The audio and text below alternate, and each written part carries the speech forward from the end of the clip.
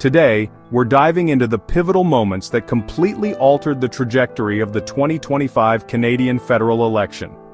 It all began under a cloud of disillusionment.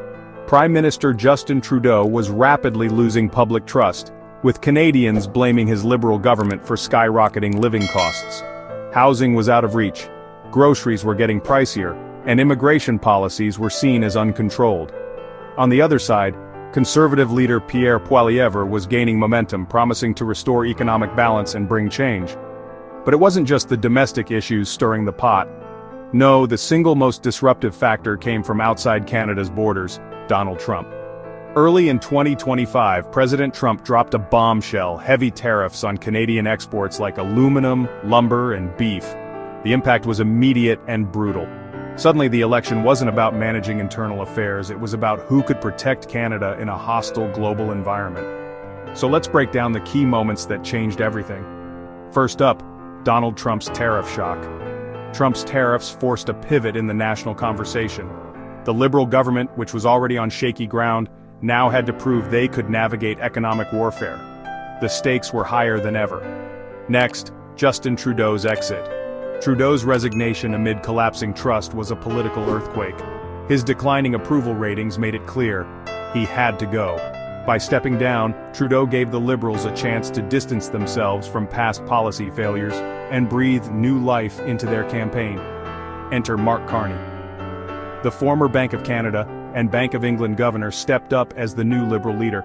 Carney's technocratic approach and global credibility offered a sense of stability and calm. Canadians saw him as the perfect candidate to handle Trump's aggression through strategic economic planning. Meanwhile, Pierre Poilievre's populist surge continued unabated. His message of cutting government waste, ending open-border immigration, and restoring purchasing power resonated deeply, especially with working-class voters. The economic tension with the U.S. only amplified his appeal.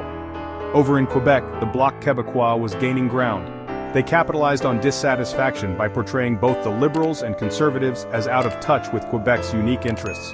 This strategy paid off, especially as Trump's tariffs hit Quebec's export-heavy industries hard. Youth voters also played a crucial role. Climate change, education, housing, and economic instability drove young Canadians to the polls in unprecedented numbers. Mark Carney's climate-forward, economy-focused vision attracted these voters, while Poilievre's deregulatory stance alienated them. Adding to the unpredictability, independent and regional candidates made their mark. From the prairies to British Columbia, these candidates focused on local issues like resource development and provincial autonomy, disrupting the traditional two-party system.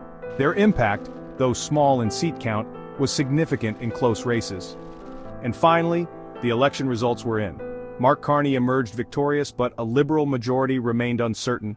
The final seat count was Liberals 169, Conservatives 144, Bloc Québécois 22, NDP 7, and Green 1. Poilievre lost his seat but stayed on as party leader. So, there you have it.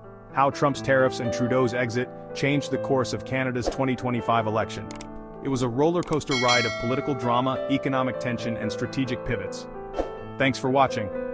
If you enjoyed this video, don't forget to like, subscribe, and hit the notification bell for more deep dives into the world's most compelling stories. See you next time!